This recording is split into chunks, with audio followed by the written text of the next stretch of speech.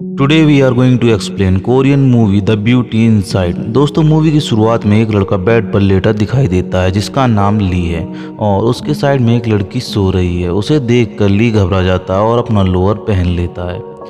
दोस्तों, इस लड़के का फेस और जेंडर हर दिन चेंज होता है। एक दिन ली का फ्रेंड इसे देखकर चौंक जाता है और इसके बाद दोनों बार में जाते हैं जहां सुंदर सुंदर लड़कियां ली से अट्रैक्ट होती हैं।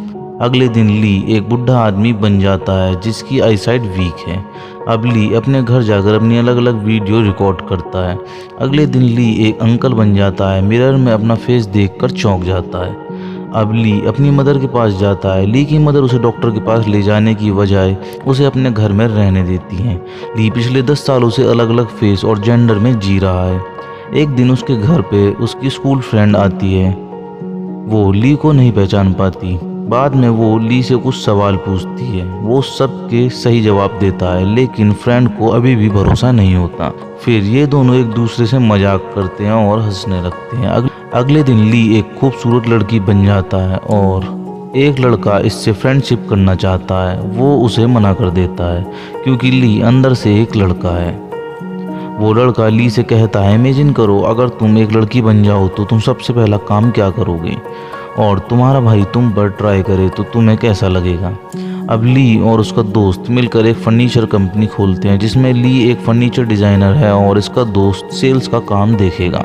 एक दिन इनके स्टोर पर एक लड़की आती है जो फर्नीचर के बारे में बहुत प्रोफेशनल तरीके से बात कर रही है। तभी वो लड़की ली के पास आती है और एलेक्स कंपनी की चेयर खरीदने को कहती है। अगले दिन ली फेस बदलकर उनके स्टोर पर दोबारा जाता है। लड़की उसे नहीं पहचान पाती और फिर उसे प्रोडक्ट के बारे में बताती है क्योंकि वो उसके लिए एक नया कस्टमर है। अगले दिन ली एक सुंदर लड़का बन जाता है और स्टोर पर जाकर वो चेयर खरीद लेता है। चेयर खरीदने के बाद ली उस लड़की को होटल ले जाने के लिए पूछता है, लेकिन वो लड़की मना कर देती है और ली के कहने पर उसकी गाड़ी में बैठ जाती है। ली सुशी खरीदता है जो लड़की को थोड़ा अजीब लगता है और वो यहाँ से जाने के लिए बोलती है। ली अपना नंबर और एड्रेस लड़की को देता है और कहता है, आप मुझे गलत आदमी समझ रही हैं। फिर वो उसे अपने फर्नीचर स्टोर ले जाता है। लड़की स्टोर पे पहुंचकर बहुत खुश हो जाती है क्योंकि उसने जिस कंपनी को फर्नीचर खरीदने के लिए बहुत सारे मेल किए थे वो आज उस कंपनी के स्टोर में खड़ी है। ली सॉन्ग चलाकर मोबाइल एक कप में रख देता है और दोनों टेबल पर बैठकर डिनर करते हैं। अब दोनों अपने अपने घर पहुंच गए हैं। ली लड़की को मैसेज करता है और उससे बाहर डिनर के लिए पूछता है। तभी ली के दिमाग में एक आइडिया आता है। वो सोचता है अगर मैं सो गया तो कल तक मैं एक अलग आदमी बन जाऊंगा, इसलिए वो पूरी रात नहीं सोता।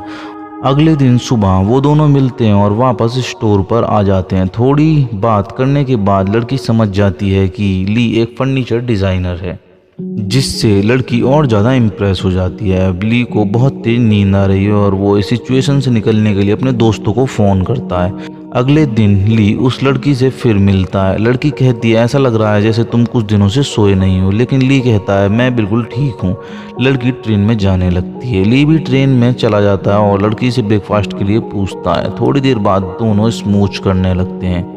इसके बाद ली अपने घर चला जाता है और बहुत खुश होने के कारण उसे नींद आ जाती है। जैसे ही अगले दिन वो उठता है वो अपना नया चेहरा देखकर डर जाता है। वो लड़की अगली सुबह बस स्टैंड पर ली का इंतजार कर रही है, लेकिन ली अपनी बदली हुई शक्ल लेकर उसके बराबर में खड़ा रहता है। अब ली आखिरी बार उस लड़की को देखने उसके स्टोर जाता है। अब ली उसका नंबर डिलीट करने जा रहा है, तभी उस लड़की का मैसेज आता है। अगले दिन लड़की के पास एलेक्स कंपनी से एक पार्सल आता है जिसमें वो टेबल है जो उन दोनों ने डिज़ाइन करी थी। लड़की फ़ोन में म्यूज़िक चलाकर टेबल पर रखती है। थोड़ी देर बाद ट्रेनिंग करने वाली लड़की टेबल के नीचे एक कॉइन लगाती है। ये लड़की उसे कॉइन लगाते हुए देख लेती है और उससे पूछती है कि तुम क्या कर रही थी। लड़की थोड़ा हिचकिचाते हुए बोलती है तो ये समझ जाती है कि वो कुछ झूठ बोल रही है। फिर लड़की उससे सारी बातें बताती है जो उस लड़के ने उससे करी थी। लड़की सारी बात सुनकर चौंक जाती है। फिर ली उसे अपने रूम पर ले जाता है। लड़की सोचती है कि वो मजाक कर रही है। वो वहाँ से जाने लगती है। फिर वो लड़का अपनी रिकॉर्ड की हुई सारी वीडियो दिखाता है। लड़की ये सुनकर बहुत परेशान होती है और रात में उसे नींद भी नहीं आती। फिर लड़की ली के घर जाती है और कहती है, मैं आज रात तुम्हारे साथ सोऊंगी और सुबह उठकर देखूंगी कि तुम चेंज होते हो या नहीं। अगले दिन लड़की सुबह जल्दी उठ जाती है और उस रूम में सारे कपड़े देखती है। वहाँ पर बच्चे से लेकर बुढ़े तक के कपड़े हैं टंगे हुए हैं। थोड़ी देर बाद ली उठ जाता है और वो आज एक खूबसूरत लड़का बना हुआ है। अब दोनों एक साथ रहते हैं और बदलते हुए फेस के साथ बहुत सारी फ़ोटो खिंचवाते हैं। अब लड़की एक दिन एक पार्टी में उसका इंतज़ार करती है। ली वहाँ नहीं जाता क्योंकि वो आज एक ग्रैंड माँ बन चुका है। पार्टी में उसकी बॉस उससे पूछती है कि तुम्हारा बॉयफ्रेंड कहाँ है। अगले दिन लड़की भीड़ में खड़े होकर लड़के को पहचानने की कोशिश करती है, लेकिन उसे समझ नहीं आता कि ली कौन सा है, क्योंकि वहाँ बहुत सारे लोग फ़ोन से बात कर रहे होते हैं। तभी एक लड़का आता है और इसका हाथ पकड़ लेता है। लड़की उससे हाथ छुड़ाकर वहाँ चली जाती है। फिर वो लड़की रोज़ सुबह ली को देखने आती है कि आज ली कैसा दिख रहा है। अब ली उससे प्रपोज करने के लिए एक रिंग बनाता है। इधर लड़की की तबीयत कुछ ख़राब हो जाती है और डॉक्टर के पास जाती है और सारी बात रिकॉर्ड करती है। और रात में ली उससे शादी के लिए प्रपोज करता है, लेकिन लड़की मना कर देती है।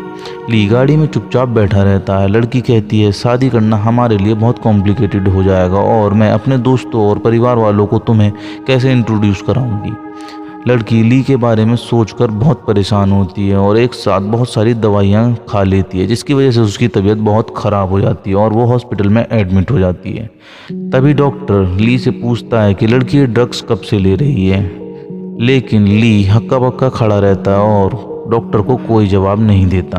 अब ली अपने घर जाकर डॉक्टर और लड़की की कन्वर्सेशन सुनता और सोचता है कि मैं उस लड़की के लिए ठीक नहीं हूँ और वहाँ से चला जाता है। अब लड़की उस लड़के की मदर के साथ बैठी हुई दिखाई देती है। लड़के की मदर कहती है कि मेरे हस्बैंड हमें छोड़कर चले गए थे क्योंकि उन्हें अलग अलग जगह घूमना था और जाने से पहले वो हमें एनवलप में कुछ पैसे दे गए थे जिससे हमें स्ट्रगल ना करना पड़े।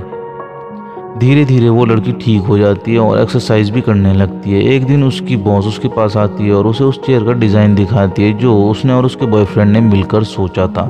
इसके बाद वो अपने फादर के पास जाती है और उनसे पूछती है अगर आज मॉम होती तो आप क्या करते।